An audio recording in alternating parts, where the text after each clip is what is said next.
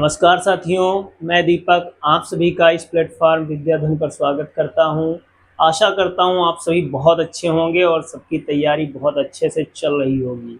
जैसा कि आप लोगों को पता है कि हम लोग पिछले दिनों से फिजिक्स की क्लास स्टार्ट किए हैं। पहले लेसन में एक टॉपिक हम पढ़ चुके हैं और उस एक टॉपिक का नाम क्या था? वैद्युत आवेश। वैद्युत आवेश को हमने पूरी तरीके से पढ़ लिया था। आज उसी के आगे हम अगली कॉन्सेप्ट चालू करेंगे कूलाम के नियम से। तो आइए देखते हैं आज की क्लास।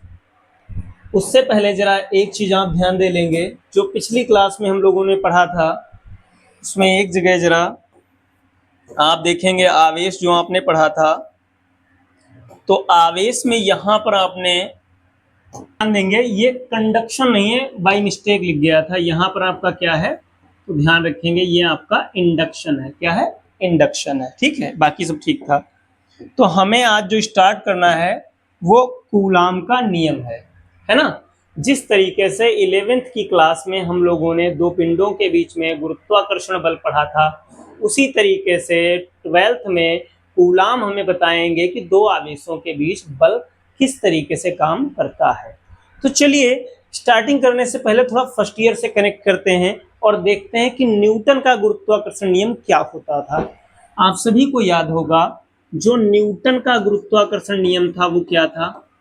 न्यूटन का गुरुत्वाकर्षण नियम, है ना। याद दिलाते हैं थोड़ा क्या था। देखिए न्यूटन का गुरुत्वाकर्षण बल ये था, नियम था कि जो गुरुत्वाकर्षण बल होता है वो दोनों पिंडों के द्रव्यमानों के गुणनफल के क्या होता था? समानुपाती। और बीच की दूरी के वर्ग के क्या होता था? व्युत्क्रमानुपाती होता था, है ना। अपॉन में लिखा है तो व्युत्क्रमानुपाती, ऊपर लिखा है तो अनुक्रमानुपाती। ये आपका क्या था? ये न्यूटन का नियम था। किसका था? न्यूटन का, है ना। कूलाम का नियम भी एग्जैक्टली ऐसा ही होगा, बस जहां पर द्रव्यमान दिया है वहां पर क्या हो जाएगा? आवेश हो जाएगा, है ना। बाकी सारा डेटा क्या रहेगा? सेम ही रहेगा, है ना। ऐसा लगता है कि न्यूटन और कूलाम कहीं ना कहीं एक दूसरे से क्या है? इंस्पायर है। न्यूटन का ये नियम आया तो कूलाम ने अपना आवेशों के लिए ये नियम दे दिया, है ना। तो चलिए स्टार्ट करते हैं कूलाम का नियम और देखते हैं इसको किस तरीके से हम लिखेंगे, है ना। तो क्या हेडिंग पड़ जाएगी? कूलाम का नियम। कूलाम का नियम, है ना। आराम से हम अच्छे से पूरे टॉपिक को समझेंगे। वैसे भी आज हमें बलों को ही पढ़ना है, तो क्या लिखेंगे? कूलाम के नियम के अनुसार, है ना। ये तो सब में लिखना होता है। कूलाम के नियम के अनुसार कूलाम ने क्या कहा है, हम उसकी बात अब आगे करेंगे। तो क्या है कूलाम के नियम के अनुसार? तो इन्होंने क्या कहा? किन्हीं दो स्थिर, स्थिर का मतलब है रुके हुए। आवेश गतिमान नहीं चाहिए। आवेश कैसे चाहिए? आवेश वही चाहिए हमको जो क्या हो? स्थिर हो, विराम अवस्था में हो, है ना। किन्हीं दो स्थिर आवेशों के बीच, है ना, या वैद्युत आवेश कह लीजिए, वैद्युत आवेशों के बीच, आवेशों के बीच, ठीक है। ये आपका जो है कूलाम का नियम है। किन्हीं दो स्थिर वैद्युत आवेशों के बीच लगने वाला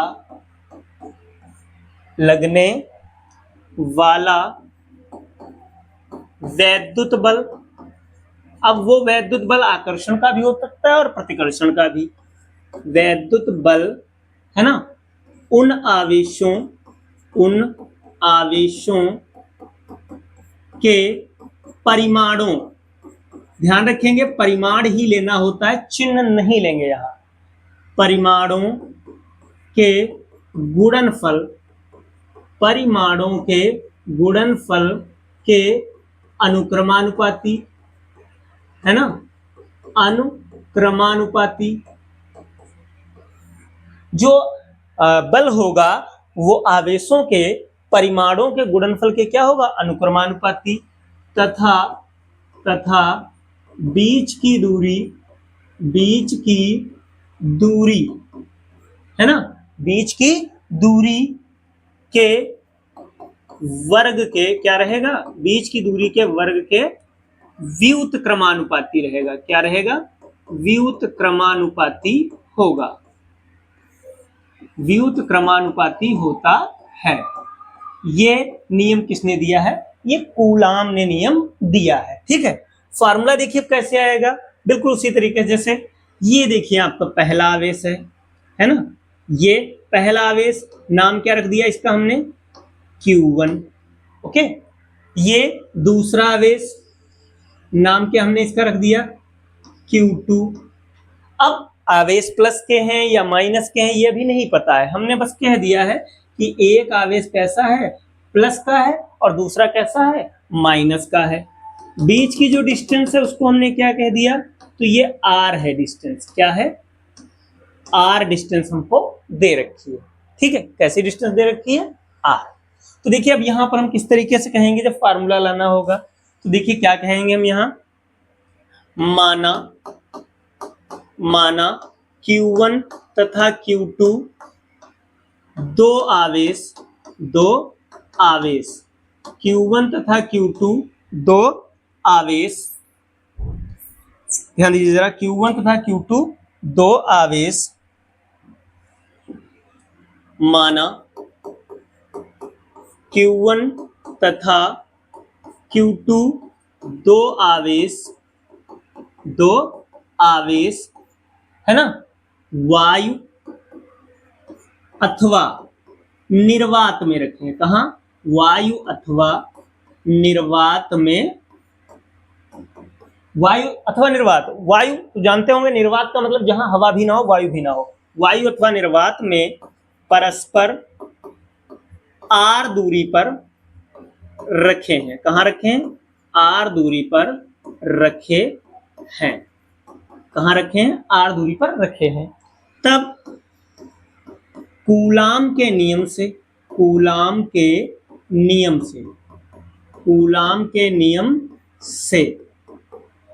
कूलाम के नियम से दोनों आवेशों के बीच लगने वाला वैद्युत बल, लगने वाला क्या, वैद्युत बल क्या हो जाएगा, देखिए किस तरीके से। तो उन्होंने क्या कहा है, उन्होंने कहा है जो बल होगा वो आवेशों के गुणनफल के क्या होगा, आवेशों के गुणनफल के क्या होगा, अनुक्रमानुपाती। लेकिन दूरी जो R है ना, R जो दूरी R है, बीच की दूरी के वर्ग के व्युत्क्रमानुपाती। तो व्युत्क्रमानुपाती कहेगा तो कहां लिख देंगे हम, अपॉन में, वर्ग का मतलब होता है घात 2, कितनी घात 2। अब समानुपाती या कह लीजिए अनुक्रमानुपाती का जब भी चिन्ह हटता है तो बराबर का चिन्ह लगता है, और यहां पर एक क्या आ जाएगा, कांस्टेंट आ जाएगा K, है ना, या इस कांस्टेंट कुछ और भी ले सकते हैं लेकिन मीनिंग सेम रहेगा। यहां पर ये क्या हो गया, Q1 Q2 और अपॉन में क्या, R स्क्वायर। अब हमें ये जो K है इसका डिस्क्रिप्शन देना पड़ेगा, K है क्या, तो नीचे क्या कह देंगे हम, जहां R एक अनुक्रमानुपाती नियतांक है, अनुक्रमानुपाती नियतांक है,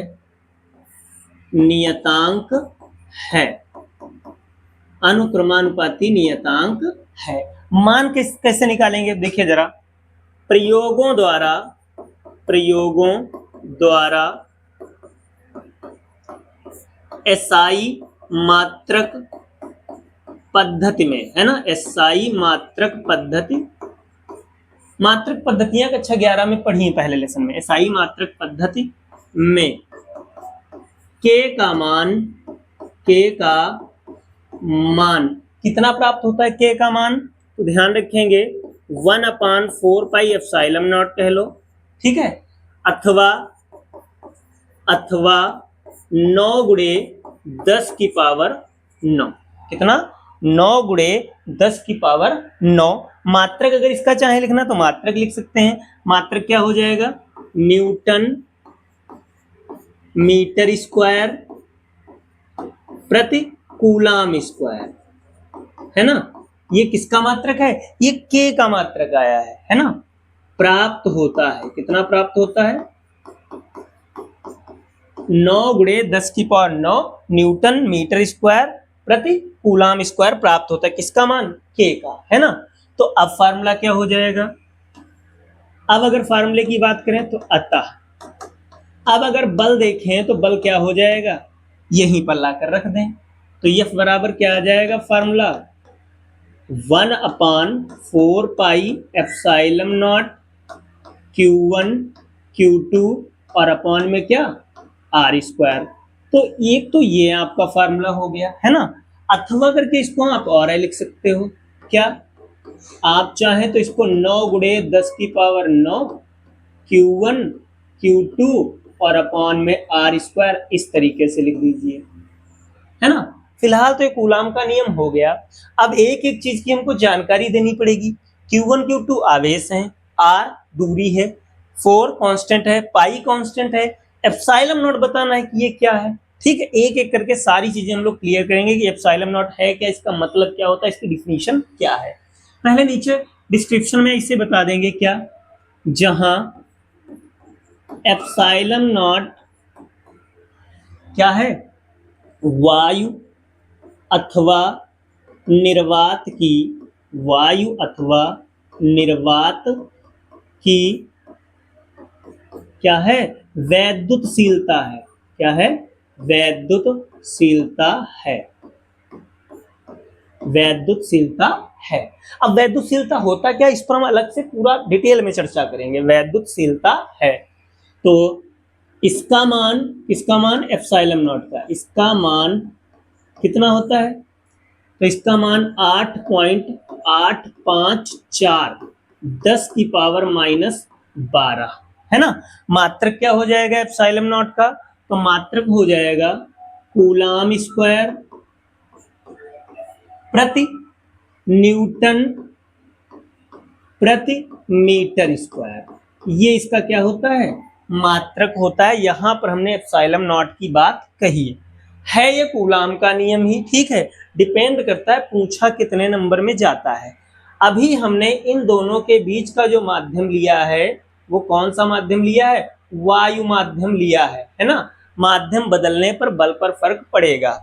यहाँ दो चीजें आप पहले समझ लीजिए कि कूलाम का नियम केवल और केवल स्थिर आवेशों पर लगेगा, यानी अगर आवेश विराम अवस्था में है तो कूलाम का नियम काम करेगा, अदरवाइज काम नहीं करेगा। अगर आवेश गतिशील है तो वैद्युत बल के साथ में चुंबकीय बल भी काम करेगा। तो ये नॉर्मली अभी हमने क्या लिखा है? कूलाम का नियम लिख लिया है। क्या लिखा है? कूलाम का नियम लिखा हुआ है, ठीक है। इसको आप क्या करिएगा, कोई एक इक्वेशन नाम दे दीजिएगा, आगे हो सकता है हमें इसकी भी जरूरत पड़े। ये क्या हो गया? इक्वेशन 1 हो गया। फिर आगे हम बढ़ते हैं यहां पर। हाँ देखिए जरा, यहां पर जो है अभी क्या कहा गया था कि वायु अथवा निर्वात में दोनों आवेश रखे हैं। अब देखिए हम क्या कर लेते हैं, थोड़ा देखिएगा, थोड़ा समझने की कोशिश हम लोग करते हैं। देखिए तो देखिए क्या कहेंगे, यदि यदि यदि दोनों आवेश कहाँ रखे हों? वायु अथवा निर्वात के अतिरिक्त, है ना। वायु अथवा निर्वात के अतिरिक्त कहाँ रखे हों? वायु अथवा निर्वात के अतिरिक्त किसी के परावैद्युतांक के, कैपिटल के परावैद्युतांक वाले माध्यम में रखे हों। कहाँ रखे हों? वाले माध्यम में रखे हों तब बल, देखिए अभी दिमाग में तमाम डाउट आ रहे हैं परावैद्युतांक क्या होता है, एप्सिलॉन नॉट भी हमने अच्छे से नहीं समझा। तो कूलाम का नियम हो जाने दीजिए, एक एक करके सारी चीजें भी हम लिखेंगे। अब जो है कूलाम का नियम क्या हो जाएगा, तो यहाँ पर मैं एफ के लिखे दे रहा हूँ। के का मतलब यहाँ पर क्या है कि माध्यम अब वायु नहीं है, के परावैद्युतांक वाला कोई दूसरा माध्यम है। फार्मूला अब क्या हो जाएगा, तो ध्यान रखेंगे, अब फार्मूला आपका हो जाएगा F k equal to 1/4 pi epsilon naught, और यहीं पर के चिपका लेना है। क्या हो जाएगा, Q1 Q2 और अपॉन में क्या, आर स्क्वायर। ये आपका क्या हो गया, ये आपका हो गया कूलाम का नियम किसी दूसरे माध्यम के लिए।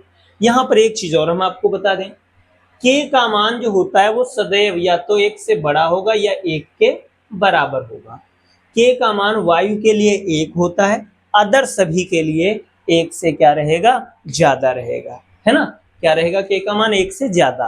कह सकते हो बट्टे में के की वैल्यू क्या है, ज्यादा है।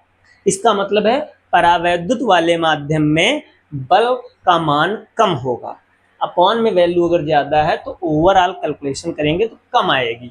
ठीक है, इसको अगर हम इक्वेशन 2 कह दें, क्या कह दें, इक्वेशन 2 कह दें। ठीक है, क्या कह दें, इक्वेशन 2। तो अब जरा इक्वेशन 1 देखिए, पीछे थी, यहां पर आप देख सकते हो, ये रही इक्वेशन 1, और इक्वेशन 2 से 2 को क्या करिए, भाग कर दीजिए। कैसे, इक्वेशन 2 डिवाइडेड बाई इक्वेशन 1, है ना। अब रिजल्ट क्या आ जाएगा, देखिए 2 वाली तो ऊपर रहेगी और 1 वाली इक्वेशन कहाँ रहेगी, नीचे, है ना। जो 2 वाली इक्वेशन है उसको कहाँ रखना है आपको, ऊपर, और जो 1 वाली इक्वेशन है वो कहाँ रह जाएगी, अपॉन में, है ना। तो रिजल्ट क्या आ जाएगा, तो रिजल्ट आ जाएगा आपका Q1 Q2 upon are square, है ना। सारा डेटा देखिए कट जाएगा एकदम से, बचेगा क्या वो आपको बताते हैं हम। सारा डेटा अगर देखा जाए कौन कौन कट रहा है, देखिए ये पूरा डेटा कट जाएगा, ये पूरा कट गया, है ना। बच क्या जाएगा, उस पर हम फोकस करेंगे थोड़ा।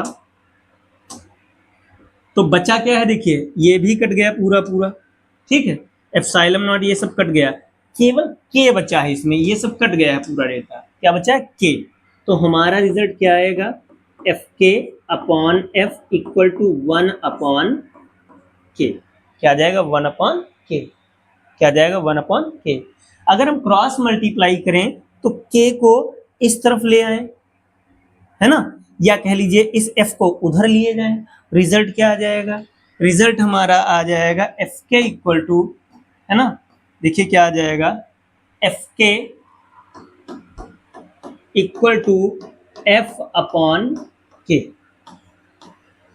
ध्यान रखेंगे, एफ क्या है, वायु में आवेशों के बीच बल, और एफ के क्या है, परावैद्युत पदार्थ में आवेशों के बीच बल।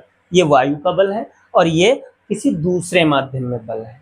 ठीक है, तो यहां पर हमने कूलाम का नियम फिनिश कर लिया है। अब कभी कभी आ जाता है कि सदिश रूप बताइए, है ना, क्या कह देते हैं, सदिश रूप बताइए। तो सदिश रूप देखिए किस तरीके से करेंगे हम लोग, सदिश रूप, है ना, किसकी बात करेंगे, सदिश रूप की।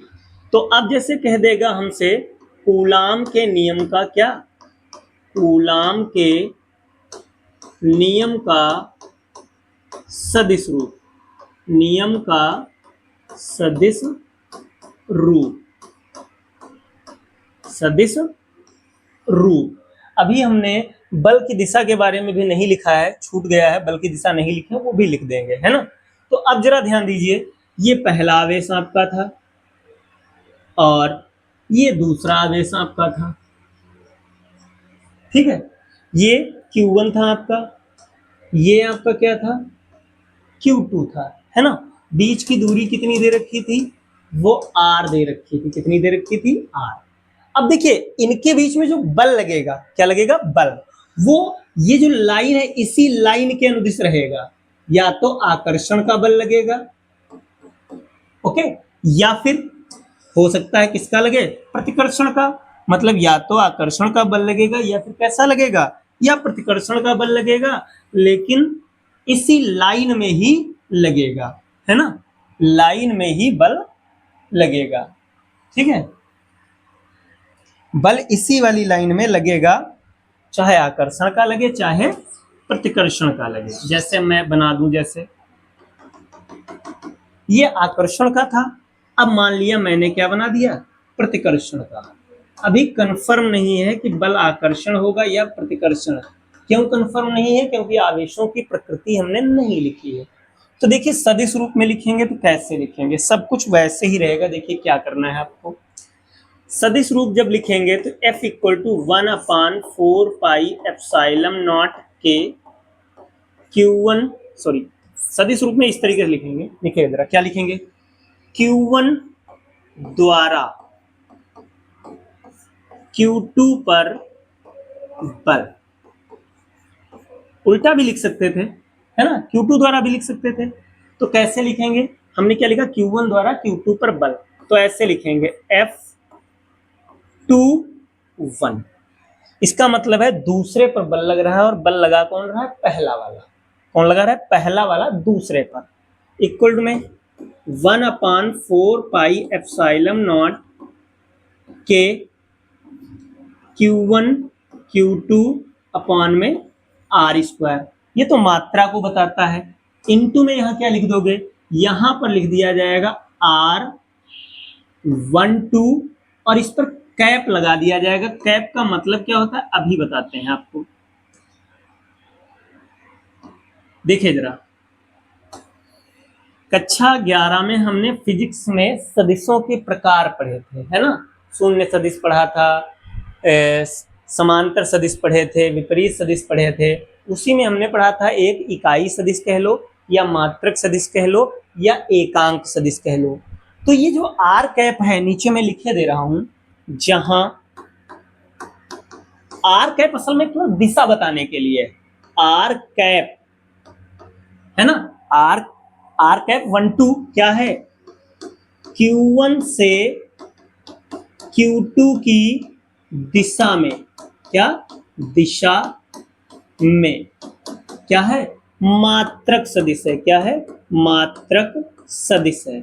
मात्रक सदिश उसको कहते हैं जिसका परिमाण, जिसका मान तो एक ही हो, लेकिन दिशा ये बताएगा। जैसे मैं आपके सामने लिखता हूं, जैसे मैंने ऐसे लिखा, देखिएगा जरा, 1/√3 I cap, 1/√3 J cap, plus 1/√3 K cap. आप जब इसका परिमाण निकालेंगे, जिस तरीके से निकाला है तो एक ही आएगा। मतलब ऐसा सदिश है जिसका परिमाण एक रहेगा, लेकिन ये केवल क्या करेगा, आर कैप दिशा बताने के लिए यूज होगा, है ना, 1 से 2 की तरफ। ठीक है, 1 से किसकी तरफ, 2 की तरफ। आप इसकी बात कर सकते हैं, ऐसे लग रहा है। ठीक है, ये हमने सदिश रूप लिख दिया। इसी प्रकार मान लो अगर कुछ दूसरा वो लिखना हो, इसी प्रकार अगर हमको लिखना हो कि Q2 द्वारा Q1 पर, किसके द्वारा, Q2 द्वारा Q1 पर, है ना। इसी प्रकार Q2 द्वारा Q1 पर बल, तो क्या हो जाएगा, जहां पर देखिएगा जरा, 1 2 हो जाएगा, 1/4 पाई एप्सिलॉन नॉट के Q1 Q2 R², यहाँ क्या, R कैप, और यहाँ क्या हो जाएगा 2 1। तो बहुत ज्यादा न्यूमेरिकल्स में इनका बहुत ज्यादा यूज नहीं है, हमने यहाँ पर इसका सदिश रूप भी क्या किया, लिख दिया, है ना। वो आपका कूलाम का नियम पहले हो गया, फिर ये हमने लिख दिया। अब दिशा की बात जो है यहाँ पर बताया दे रहे हैं, दिशा वैसे भी बताए थे, नोट में कह सकते हो, या चलो आगे लिखे दे रहे हैं। ठीक है, थोड़ा सा हम इसको आगे बढ़ा रहे हैं। अब नोट में जरा ध्यान देंगे, सबसे पहला नोट क्या, सबसे पहले देखिए क्या कहेंगे, देखिएगा, सजातीय। सजातीय, सजातीय का मतलब होता है जिनके चिन्ह एक जैसे हों। सजातीय आवेशों, सजातीय आवेशों, या सजातीय अच्छा नहीं लग रहा है तो आप एक चीज और कह सकते हो, समान प्रकृति। समान प्रकृति वाले आवेशों के बीच क्या होता है, आवेशों के बीच आवेशों के बीच कैसा बल लगेगा? प्रतिकर्षण का बल लगेगा। कैसा? प्रतिकर्षण का बल कार्य करेगा। प्रतिकर्षण का बल कार्य करता है। कैसा बल? प्रतिकर्षण का बल कार्य करता है। कैसे? देखिए जरा, ये मैं बना रहा हूं, देखिए प्लस का, है ना, और मैंने यहां पर भी कैसा बना दिया? प्लस का बना दिया, है ना। अब ये भी प्लस है, ये भी प्लस है, तो इनके बीच में जो फोर्स लगेगा, जो बल लगेगा, वो कैसा होगा? प्रतिकर्षण का होगा। यानी ये लोग पास नहीं आएंगे, ये क्या करेंगे? दूर दूर भागेंगे। क्या करेंगे? दूर दूर भागेंगे। क्यों? दोनों समान प्रकृति के हैं, इनको एक दूसरे की जरूरत नहीं है। भाई ये भी प्लस, ये भी प्लस, तो जब समान प्रकृति के हैं, इसके पास भी प्लस, इसके पास भी प्लस, तो एक पास क्यों आए? इसी तरीके से अगर मैं बात करूं, अब देखिए जैसे ये माइनस ले लिया और ये भी माइनस ले लिया, फिर से दोनों समान प्रकृति के हैं, है ना। ये भी माइनस वाला है, ऐसा समझ लीजिए लेन देन करना है, केमिस्ट्री वाला हाल। सोडियम के पास एक इलेक्ट्रॉन ज्यादा होता है, मैग्नीशियम के पास दो ज्यादा होते हैं, वो क्यों एक पास आएंगे? एक पास वही आते हैं जो विपरीत प्रकृति के होते हैं। समान प्रकृति वाले हमेशा दूर भागते हैं। तो ये भी क्या करेगा? ये भी दूर भागेगा, है ना। ये लोग दूर भागेंगे ऐसे, लेकिन इनके बीच में जो बल लगेगा वो मिलाने वाली रेखा के अनुदिश ही लगता है। ठीक है, आगे हम बात करते हैं थोड़ा। अब अगर मान लीजिए विपरीत फंस गए, है ना, क्या हो गए? अगर विपरीत दिशा में हुए, विपरीत हुए बल। दूसरा पॉइंट जैसे हम बात करें, अगर हम दूसरे पॉइंट की बात करें, देखिएगा, विपरीत प्रकृति के बल, विपरीत प्रकृति के बल, प्रकृति के बल ये क्या करेंगे? आकर्षित करते हैं। क्या करते हैं? आकर्षित करते हैं। ध्यान रखेंगे, बल एक सदिश राशि होती है, इसलिए दिशाएं जरूर पता होना। ठीक है, जैसे देखिए ये कैसा है? प्लस का है, ये भी कैसा है? प्लस का है, सॉरी ये माइनस का है। कैसा है? माइनस का, है ना। अब ये हम कैसा लिए ले रहे हैं? ये माइनस का लिए ले रहे हैं। तो अगर माइनस का ले लेंगे तब तो, है ना, अब ये प्लस और ये क्या है? माइनस है, तो ये क्या करेंगे? अब ये आकर्षित करेंगे, है ना। अब दूर नहीं रह पाएंगे, अब ये क्या करेंगे? आकर्षित करेंगे। ध्यान रखेंगे, समान प्रकृति के आवेश प्रतिकर्षित करते हैं, विपरीत प्रकृति वाले क्या करते हैं? आकर्षित करते हैं। यहां पर ये चीज और लिख सकते हैं हम लोग, क्या? देखिए क्या कह देंगे? दोनों आवेशों के बीच जो बल होता है, आवेशों के बीच लगने वाले बल की दिशा, लगने वाले बल की दिशा, बल की दिशा, है ना, बल की दिशा किसके अनुदिश होती है? आवेशों को, आवेशों को मिलाने वाली रेखा के अनुदिश होती है। मिलाने वाली रेखा के अनुदिश होती है, अनुदिश होती है ना। तो कूलाम का नियम हमारा क्या हो गया? कंप्लीट हो गया है। अब जो मन में डाउट है, जैसे वैद्युतशीलता हुई, है ना, वो जो कैपिटल के था वो सब कहाँ से आया, तो अब हम उस पर चर्चा करेंगे कंप्लीटली। एप्सिलॉन नॉट क्या होता है, इन सब के बारे में हम जानेंगे। तो यहाँ पर हमारा जो पूरी तरीके से कंप्लीट हुआ है वो कौन हुआ है? कूलाम का नियम। हाँ, कूलाम के नियम की कुछ सीमाएं भी हैं। मतलब ऐसा नहीं कि दो आवेश देखे कूलाम का नियम लगा दीजिए। कूलाम का नियम कब काम करता है, इस पर भी थोड़ा ध्यान रखना पड़ेगा, वो जरा ध्यान दीजिए क्या है, फिर बात करेंगे। कूलाम के नियम की परिसीमाएं, है ना, कूलाम के नियम की परिसीमाएं, परिसीमाएं देखिए जरा, हमने पहले ही बताया है कि कूलाम का नियम कहीं पर भी आप नहीं लगा सकते हो। पता लगा आवेश देखा नहीं, कूलाम का नियम गड़क दिया। तो देखिए सबसे पहला कूलाम का नियम कब काम करेगा, तो पहला पॉइंट, यह केवल केवल स्थिर आवेशों पर काम करेगा। किस पर? स्थिर आवेशों, यानी आवेश विराम अवस्था में होने चाहिए। आवेशों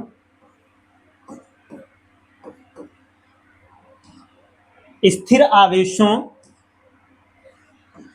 के लिए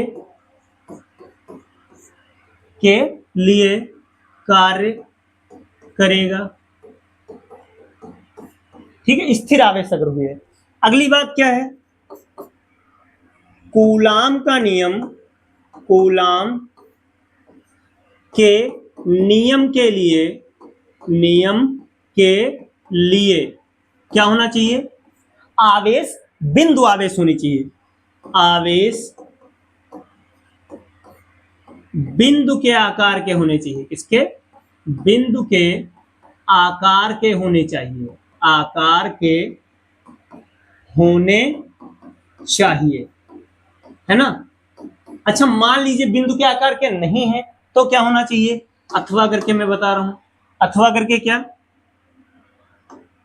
आवेशों का आकार, आवेशों का आकार, आवेशों का आकार उनके बीच की दूरी, है ना, जो आवेशों के बीच की दूरी है, आवेशों के बीच की दूरी की तुलना में, दूरी की तुलना में बहुत कम होना चाहिए। बहुत कम होना चाहिए, है ना, बहुत कम होना चाहिए। यानी जो आवेशों का आकार है वो दूरी की कंपेयरिंग में कम हो। ठीक है।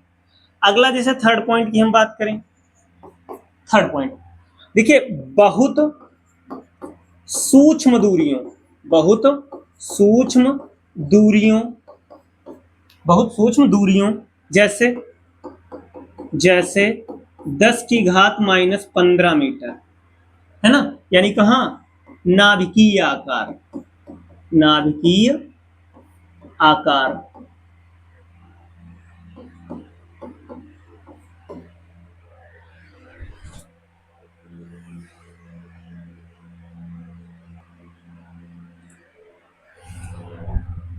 नाभिकीय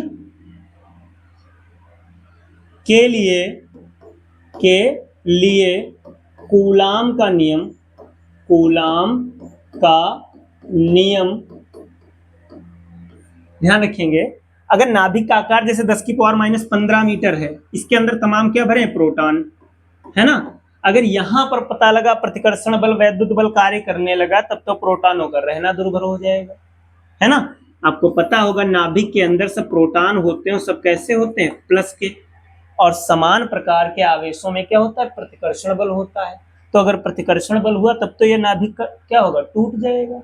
तो ध्यान रखेंगे, बहुत सूक्ष्म दूरियां हैं जैसे 10⁻⁻15 मीटर वगैरह, तो ध्यान रखेंगे यहाँ पर जो है कूलाम का नियम नहीं काम करेगा, यहाँ वैद्युत बल नहीं, यहाँ क्या होंगे, नाभिकीय बल होंगे। कूलाम का नियम कार्य नहीं करता है। ठीक है, ध्यान रखेंगे, नियम कार्य नहीं करता है।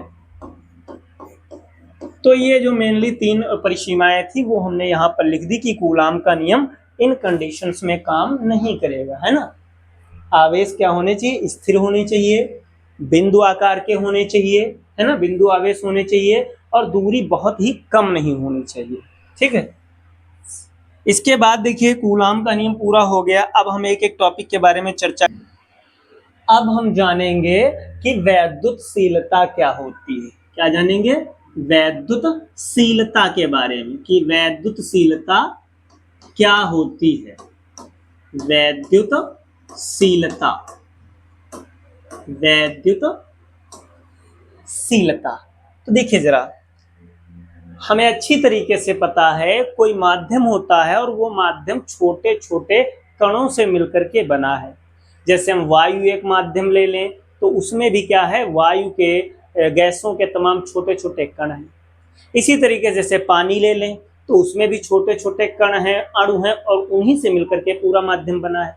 मोम ले लिया, लकड़ी ले लिया, ये सब क्या है, छोटे छोटे कणों से मिलकर के क्या होते हैं, बने होते हैं।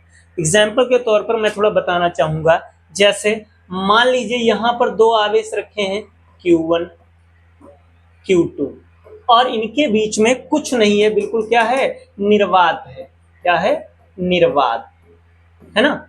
फिर मैंने दो आवेश ले लिए, यहां पर एक रखा है और एक यहां पर रखा है, सेम आवेश है, कोई चेंज नहीं है, डिस्टेंस भी वही है, बस अब बीच का जो माध्यम है वो माध्यम हम रखे दे रहे हैं। जैसे बीच में इसके भर दिए हम लकड़ी, मान लो भर दिए, क्या भर दिए, लकड़ी, बिल्कुल वो सूखी लकड़ी भर दिए। अब आप देखेंगे कि यहां पर इनके बीच में जो बल लगेगा वो क्या लगेगा, ज्यादा, और जबकि इनके बीच में जो बल लगेगा वो क्या लगेगा, कम। थोड़ा समझने की कोशिश करेंगे। यहां पर अगर निर्वात है, इसका मतलब क्या है कि इन आवेशों से जो भी विद्युत बल रेखाएं निकलेंगी, जो भी विद्युत क्षेत्र रेखाएं निकलेंगी, उनको रोकने वाला कोई भी नहीं है ना। यहां पर इनसे निकलने वाली किरणों को, विद्युत बल रेखाओं को, विद्युत क्षेत्र को रोकने वाला कोई नहीं है, तो यहां पर इसका प्रभाव क्या रहेगा, ज्यादा रहेगा, है ना। जबकि यहां इनके प्रभाव को रोकने के लिए कौन है, लकड़ी माध्यम है। इसका मतलब यहां पर प्रभाव कह लो, विद्युत क्षेत्र कह लो, विद्युत बल कह लो, ये सब क्या रहेगा, कम रहेगा, है ना। हम वैद्युतशीलता को समझने की कोशिश कर रहे हैं कि वैद्युतशीलता क्या होता है। तो हम थोड़ा बहुत निष्कर्ष निकाल सकते हैं। क्या निष्कर्ष, कि वैद्युतशीलता जो होती है वो माध्यम का एक क्या होता है, गुण होता है ना। जो वैद्युतशीलता है वो माध्यम का क्या है, एक गुण है, और वो गुण क्या डिसाइड करेगा, क्या निर्धारित करेगा, है ना। तो वैद्युतशीलता माध्यम का एक ऐसा गुण होता है जो यह निर्धारित करता है कि उससे हो करके वैद्युत क्षेत्र कितना आसानी से फ्लो करेगा, प्रवाहित होगा, या फिर कितना कठिनाई से प्रवाहित होगा। ऐसा समझ लीजिए कि वैद्युतशीलता वैद्युत बल के प्रभाव को, वैद्युत क्षेत्र के प्रभाव को क्या करता है, अनुमति देता है, अलाउ करता है कि तुम पास हो सकते हो। ठीक है, थोड़ा सा ध्यान रखेंगे। तो अगर हम इसकी डिफिनीशन लिखें, हमने यहाँ पर केवल अभी वैद्युतशीलता की बात कही है, वायु या निर्वात की बात नहीं की है। हर एक माध्यम की वैद्युतशीलता अलग अलग होती है। वायु की अलग होगी, जल की अलग होगी, धातुओं की अलग होगी। तो अगर डिफिनीशन लिखें तो क्या कहेंगे हम, ऐसे कह देंगे कि वैद्युतशीलता, क्या, वैद्युतशीलता किसी माध्यम के कणों का, है ना, किसी माध्यम के कणों का, वैद्युतशीलता जो है किसी माध्यम के कणों का वह गुण है जो यह निर्धारित करता है, यह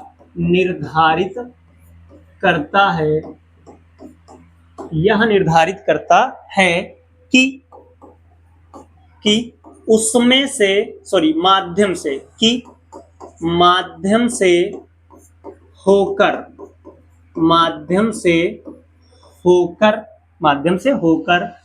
विद्युत क्षेत्र, है ना, या फिर कह सकते हो या क्षेत्र रेखाएं, या फिर क्या, वैद्युत बल कितनी आसानी से अथवा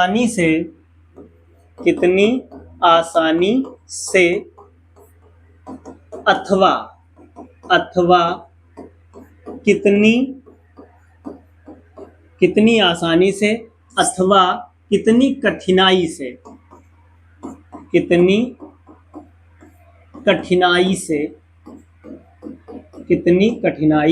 से, है ना। वैद्युतशीलता माध्यम के कणों का वह गुण है जो यह निर्धारित करता है कि माध्यम से होकर वैद्युत क्षेत्र क्षेत्र रेखाएं या कह लो वैद्युत बल कितनी आसानी से अथवा कितनी कठिनाई से प्रवाहित होगा, या कह सकते हो पास होगा, है ना, या कह सकते हो गुजरेगा, गुजरेगा। अगर देखा जाए तो ये वैद्युतशीलता की क्या है, छोटी मोटी डिफिनीशन टाइप की है ना। अब जैसे बात कही जाए वायु अथवा निर्वात की, तो वायु अथवा निर्वात की जो वैद्युतशीलता है, निर्वात की वैद्युतशीलता, वैद्युतशीलता वो कितनी होती है, ध्यान रखेंगे एप्सिलॉन नॉट बताया था 8.85 और 10 की पावर माइनस क्या 12, है ना। मात्रक भी आपको बताया था क्या था, कूलाम का स्क्वायर था बटे में न्यूटन पर मीटर स्क्वायर, ये इसका क्या था, मात्रक था। अगर हम बात करें इसके विमीय सूत्र की, तो इसका विमीय सूत्र क्या आता था, विमीय सूत्र। तो विमीय सूत्र के लिए देखिए कैसे लिखते थे हम लोग, जैसे फर्स्ट ईयर में था वैसे ही विमीय सूत्र है, बस वहां 3 ही थे MLT और यहां पर चौथा आ गया कौन, एम्पियर। तो विमीय सूत्र इसका क्या होता है, ध्यान दीजिएगा जरा, विमीय सूत्र, विमीय सूत्र। तो विमीय सूत्र देखिए कूलाम है लिखा, तो कूलाम का क्या होता है AT, A for ampere, T for time, तो A स्क्वायर हो जाएगा और क्या हो जाएगा T स्क्वायर, क्या हो जाएगा A स्क्वायर और क्या हो जाएगा T स्क्वायर। ओके, हम बात कर रहे हैं किसकी, भी कूलाम की बात कहे हैं, A square T square upon में कौन है न्यूटन, न्यूटन के बारे में पता होगा MLT-2, फिर है मीटर स्क्वायर, मीटर को क्या लिख देंगे L का स्क्वायर। अब सबको जब ऊपर ले जाएंगे तो क्या हो जाएगा, देखिए m की पावर -1 L, देखिए यहां 1 L यहां 2, कितने हो गए L, 3 हो गए, ऊपर जाएंगे तो माइनस के। अगर हम t की बात करें तो देखिए t यहां पर है 2, माइनस के यहां पर भी 2, ये ऊपर जाएगा तो t कैसा हो जाएगा, t हो जाएंगे 4, 2 ये माइनस के ऊपर जाएंगे कैसे हो जाएंगे, प्लस के हो जाएंगे। एम्पियर कितने हैं, एम्पियर हैं 2, तो ये आपका क्या आ गया, विमीय सूत्र आ गया, है ना। अब अगर किसी दूसरे माध्यम की हम लोग बात करें कि दूसरे माध्यम की वैद्युतशीलता कितनी होगी, तो ध्यान रखिएगा किसी अन्य माध्यम की, है ना, अन्य माध्यम की वैद्युतशीलता, अन्य माध्यम की वैद्युतशीलता देखिएगा जरा, तो वो वैद्युतशीलता क्या होगी, ये डिपेंड करेगा वो माध्यम क्या है, वो माध्यम क्या है। लेकिन हाँ आप ये कह सकते हो किसी दूसरे माध्यम की जो वैद्युतशीलता होगी एप्सिलॉन, वो हमेशा वायु या निर्वात से हमेशा क्या रहेगी, ज्यादा रहेगी, क्या रहेगी, ज्यादा रहेगी। ध्यान रखेंगे ये हमेशा क्या रहेगी, वायु अथवा निर्वात से हमेशा क्या रहेगी, ज्यादा। यानी कह सकते हो जो वैद्युतशीलता है वो वायु या निर्वात की सबसे कम रहती है ना, इसकी वायु या निर्वात की वैद्युतशीलता सबसे कम रहती है, इसीलिए वायु अथवा निर्वात में आवेशों के बीच बल क्या लगता है, ज्यादा लगता है, क्या लगता है, ज्यादा। ठीक है, ये हो गया। अब कभी कभी आ जाता है आपेक्षिक वैद्युतशीलता, बताइए क्या, आपेक्षिक, रिलेटिव, आपेक्षिक वैद्युतशीलता, आपेक्षिक वैद्युतशीलता अथवा परावैद्युतांक भी कहते हैं, परावैद्युतांक। कौन सा वर्ड कहाँ यूज होता है उस पर थोड़ा ध्यान देंगे। अगर हम बात करें परावैद्युतांक की, तो इसका यूज ज्यादातर कहां पर करते हैं, जब संधारित्र पढ़ते हैं तो हम क्या कहेंगे, परावैद्युतांक कहेंगे। तो वैद्युतशीलता कब कहेंगे, आपेक्षिक वैद्युतशीलता। तो ध्यान रखिए ये चीज कब कहेंगे, ये जब हम पढ़ेंगे वैद्युत क्षेत्र, है ना, या फिर चुंबकीय क्षेत्र अगर पढ़ें, या फिर हम विद्युत चुंबकीय तरंगें पढ़ें, है ना, मतलब मीनिंग वही है, बस अलग अलग जगह प्रेजेंटेशन अलग अलग तरीके से है, डिफिनीशन सेम ही है। ठीक है, परावैद्युतांक संधारित्र पढ़ेंगे तो उसी को क्या कहेंगे, परावैद्युतांक। जैसे ई फॉर एनर्जी भी तो होता था, और यहाँ क्या कह रहे हैं, वैद्युत क्षेत्र कह रहे हैं, है ना। तो ये बदलता रहता है, ध्यान रखेंगे। परावैद्युतांक और आपेक्षिक वैद्युतशीलता दोनों सेम ही चीजें हैं। क्या हैं, हम उस पर भी चर्चा करेंगे, लेकिन यहाँ पर हम इसको फार्मूले से क्या किए दे रहे हैं, समझाए दे रहे हैं। तो देखिए क्या कहना है आपको, अच्छे से थोड़ा ध्यान रखिएगा। तो क्या कहेंगे, किसी माध्यम की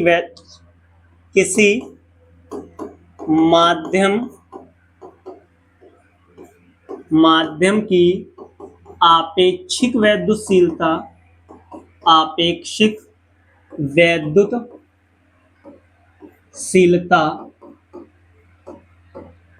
है ना, क्या, आपेक्षिक वैद्युतशीलता उस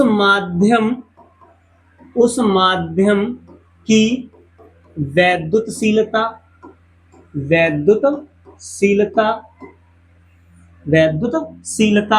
यानी क्या, एप्सिलॉन वैद्युतशीलता तथा वायु अथवा निर्वात की वैद्युतशीलता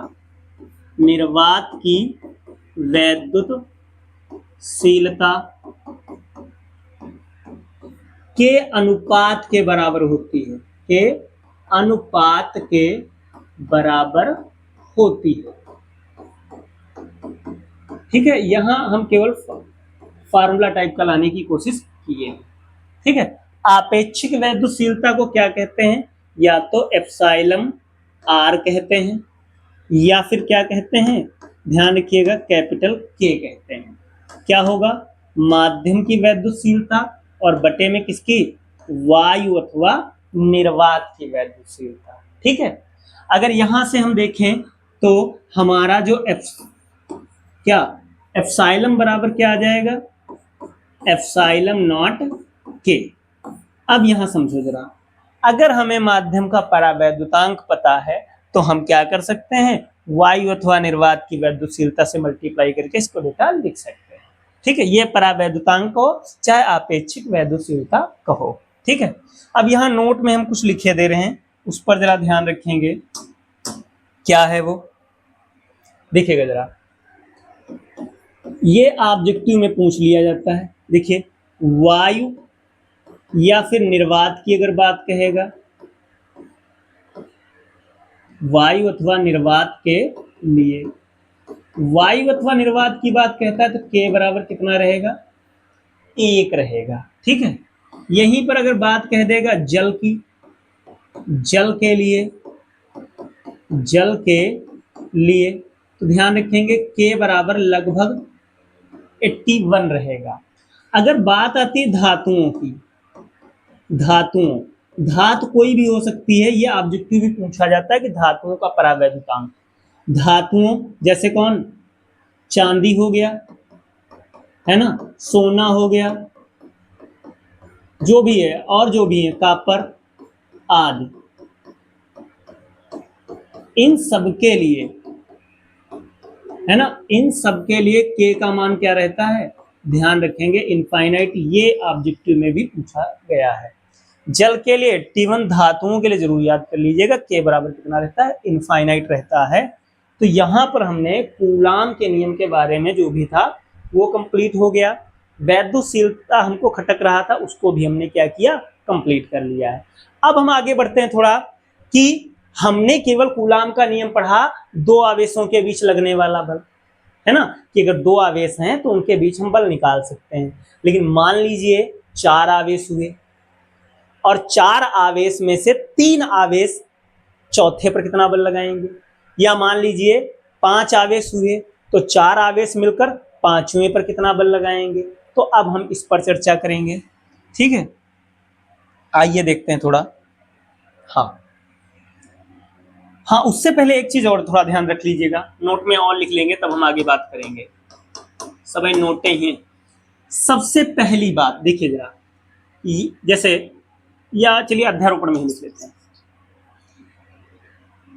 अध्यारोपण का सिद्धांत, अध्यारोपण का सिद्धांत या आप इसको ये भी कह सकते हो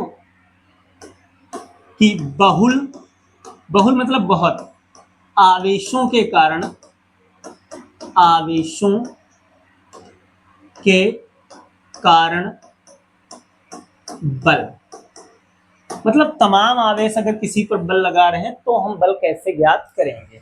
जैसे मैं बात कर रहा हूं, ये है एक्स अक्ष और ये क्या है, वाई अक्ष। यहां पर एक आवेश है जिसका नाम क्या है, क्यू। क्या नाम है, क्यू। अब ये दूसरा आवेश Q1, ये Q2, ये Q3, ये Q4 और ये क्या, Q5। तो Q1 भी इस पर बल लगाएगा। मान लो इसकी दूरी क्या है, R1 है। कितनी दूरी, R1। इसकी R2, इसकी दूरी R5, इसकी R4 है और इसकी क्या है, R3 है। ये सभी बल किस पर लगा रहे हैं, Q पर। तो हम क्या कहेंगे, देखिए जरा, ऐसे कह देंगे, माना Q1, Q2, Q3 dot dot dot Q5, है ना। आवेशों की Q आवेश से दूरियां क्रमशः R1, R2 dot dot dot R5 हैं। तब Q आवेश पर बल कि Q पर कितना लगेगा, तो यहां पर ध्यान रखेंगे, वेक्टर सम करेंगे, सदिश योग करेंगे। सदिश योग का मतलब एक दिशा में है जोड़ लेंगे, विपरीत दिशा में है घटा लेंगे, किसी कोण पर है तो उसका भी फार्मूला लगाएंगे। तो क्या होगा, F बराबर ऐसे, vector F1 F2 plus F3 और डॉट डॉट डॉट F5। अब क्या करेंगे, जब F1 निकालेंगे, जब F1 निकालेंगे तो Q1 और Q के बीच का बल है ना, किसके, Q1 और Q के बीच का बल, वो तो बात की बात है। अब यहां पर नोट में थोड़ा आपको समझना है, वो क्या, देखिए, यदि दो बल F1 तथा F2 एक ही दिशा में हो, मतलब ये दोनों एक ही दिशा में काम कर रहे हैं। जैसे ये F1 और ये F2, ये एक ही दिशा में काम कर रहे हैं। अब जो रिजल्ट आप निकालोगे तो क्या हो जाएगा, F1 प्लस F2। अगर एक ही दिशा में कार्यरत हैं तो परिणामी निकालने के लिए आप दोनों को क्या करिए, जोड़ दीजिए, उनके परिमाणों को जोड़ा है हमने। अब अच्छा बात करते हैं, अगर यदि F1 तथा F2 क्या हो, विपरीत दिशा में हो, क्या हो, विपरीत दिशा में हो। कैसे हो विपरीत दिशा में, जैसे F1 इधर को लग रहा है और F2 इधर को लग रहा है ना। अब विपरीत दिशा में है तो अब F बराबर क्या हो जाएगा, F1 माइनस F2 या फिर F2 माइनस F1। वो डिपेंड करता है दोनों में ज्यादा कौन है ना। अगर F1 ज्यादा है तो F1 में से घटा लीजिए, F2 ज्यादा है तो F2 में से घटा लीजिए। अब बात करते हैं तीसरे पॉइंट की। अगर मान लीजिए यदि F1 तथा F2 है ना, F1 तथा F2 किसी थीटा कोण पर हो, अब तो प्रॉब्लम हो गई। तो क्या करेंगे आप, देखिए ध्यान रखिएगा थोड़ा। तो इस तरीके, जैसे ये है F1 और ये क्या है F2 और बीच का कोण क्या है, थीटा। तो अब क्या हो जाएगा, F equal to under root F1 का स्क्वायर, इधर F2 का स्क्वायर और ये 2F1 F2 और क्या, कॉस थीटा। ध्यान रखेंगे इस तरीके से, ठीक है। एक और लिखे दे रहे हैं कि अगर लंबवत हो F1 और F2, है ना, अगर F1 और F2 क्या हो, लंबवत हो, F1 तथा F2 क्या हो, लंबवत हो, एक दूसरे के लंबवत हो, लंबवत हो, क्या हो, लंबवत हो, तब F बराबर क्या हो जाएगा, अंडर रूट F1 का स्क्वायर और प्लस F2 का स्क्वायर। ठीक है, लंबवत होंगे थीटा 90 होगा और कॉस 90 क्या हो जाएगा, 0। तो आज की क्लास में हमारा क्या क्या हो गया है, हमने कूलाम का नियम अच्छे से समझ लिया है, वैद्युतशीलता क्या होती है, परावैद्युतांक क्या होता है, उसके बारे में थोड़ा थोड़ा हमने नॉलेज ले लिया है, अध्यारोपण हमने पढ़ लिया है। अब हमारा नेक्स्ट डे से क्या पढ़ना है, हम लोगों को विद्युत क्षेत्र के बारे में पढ़ना है। किसके बारे में पढ़ना है, वैद्युत क्षेत्र के बारे में। तो टॉपिक वाइज कर रहे हैं। सबसे पहले हमने वैद्युत आवेश पढ़ा है, फिर अब हमने क्या पढ़ा है, कूलाम का नियम, जिसमें हमने वैद्युत बल का सारा कंप्लीट कर लिया है। ठीक है, अगली क्लास में आपका वैद्युत क्षेत्र चलेगा और वैद्युत क्षेत्र को अगली क्लास में पूरी तरीके से क्या करेंगे, कंप्लीट कर लेंगे। टॉपिक वाइज ही हमारा काम रहेगा। तो आज के लिए इतना ही। अगर वीडियो पसंद आए, अच्छा लगे, तो वीडियो को शेयर करिए, लाइक करिए और सब्सक्राइब करिए। और इसके बाद में हम लोग विद्युत क्षेत्र की अगली क्लास में यानी कल मिलेंगे। आप लोग अपनी तैयारी बहुत अच्छे से करते रहिए। ठीक है, तब तक के लिए सभी को बाय बाय।